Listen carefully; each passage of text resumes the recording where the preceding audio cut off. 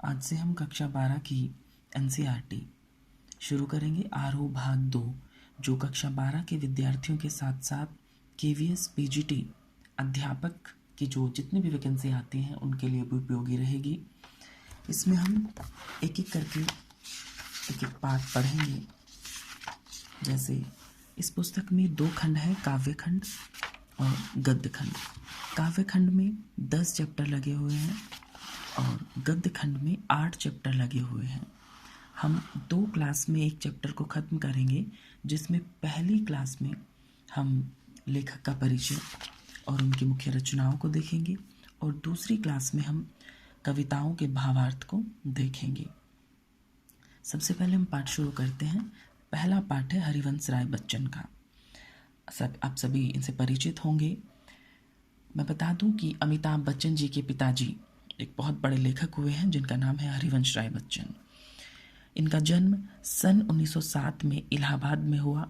इनकी प्रमुख रचनाएं मधुशाला 1935, मधुबाला 1938, ये इनका प्रकाशन वर्ष है।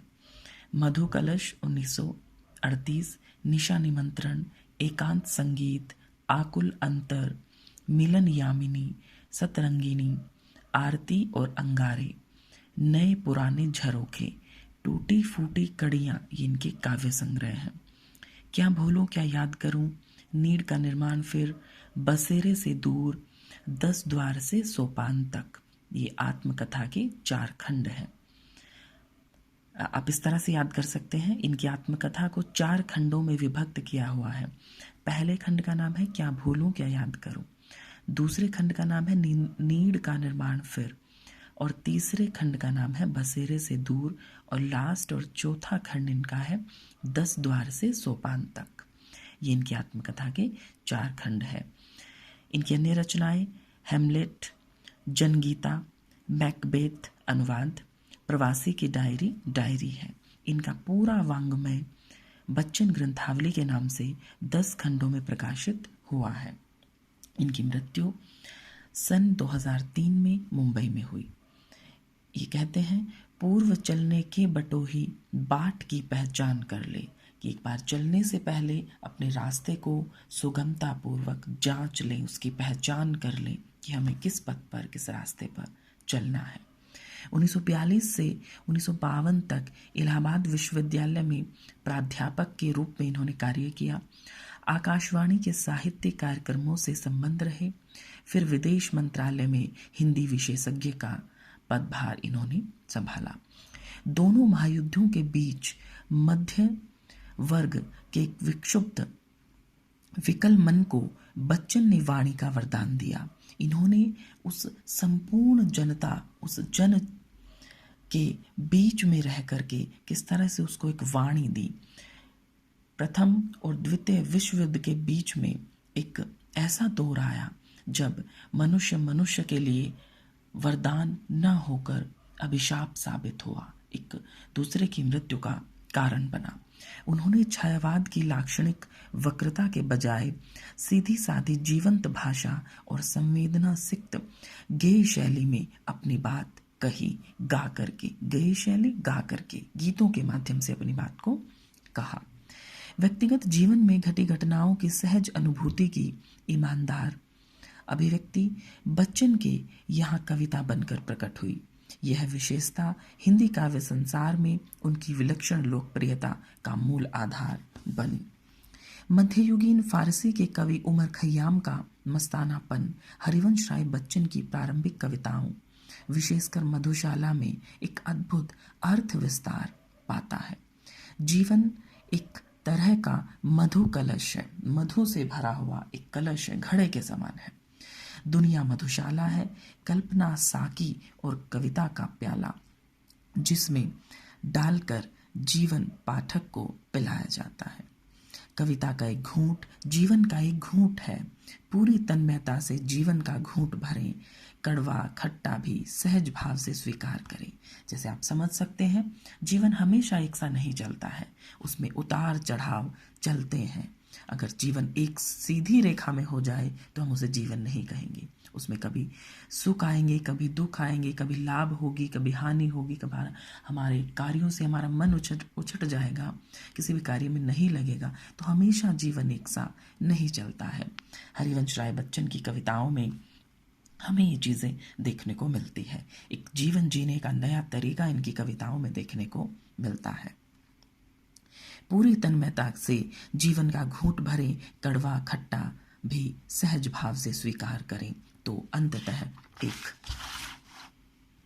सूफियाना सी बेख्याली मन पर छाएगी, एक के बहाने सारी दुनिया से इश्क हो जाएगा। तेरा मेरा के समस्त झगड़े काफूर हो जाएंगे, दूर हो जाएंगे। इसे बच्चन का हालावादी दर्शन कहते हैं। यह बात ध्यान देने योग्य है कि उनकी युग बोध संबंधी कविताएं जो बाद में लिखी गई उनका मूल्यांकन अभी तक कम ही हो पाया है। बच्चन का कवि रूप सबसे विख्यात है, पर उन्होंने कहानी, नाटक, डायरी आदि के साथ बेहतरीन आत्मकथा भी लिखी है जो ईमानदार आत्म स्वीकृति और प्रांजल शैली के कारण निरंतर पठनीय बनी है। उनकी आत्मकथा को आज भी बड़ी तन्मयता से लोग पढ़ते हैं। यहाँ उनकी कविता आत्मपरिचय तथा गीत संग्रह निशा निमंत्रण का एक गीत दिया गया है। अपने को जानना दुनिया को जानने से ज्यादा कठिन है।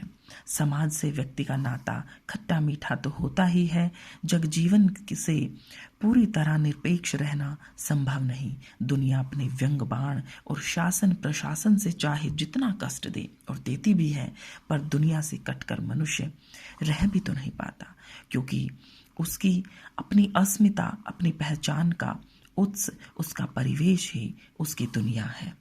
अपना परिचय देते हुए वह लगातार दुनिया से अपने द्विधात्मक और द्वंद्वात्मक संबंधों का मर्म ही उद्घाटित करता चलता है और पूरी कविता का सारांश एक पंक्ति में यह बनता है कि दुनिया से मेरा संबंध प्रीति क्लह का है, मेरा जीवन विरुद्धों का सामंजस्य है। उन्मादों में अवसाद, रोदन में राग, शीतल वाणी में आग, विरुद्धों का विरोधाभास मूलक सामंजस्य साधते साधते ही वह बेखुदी, वह मस्ती, वह दीवानगी व्यक्तित्व में उतर आई है कि दुनिया में हूँ, दुनिया का तलबगार नहीं हूँ, बाजार से गुजरा हूँ, खरीदार नहीं हूँ।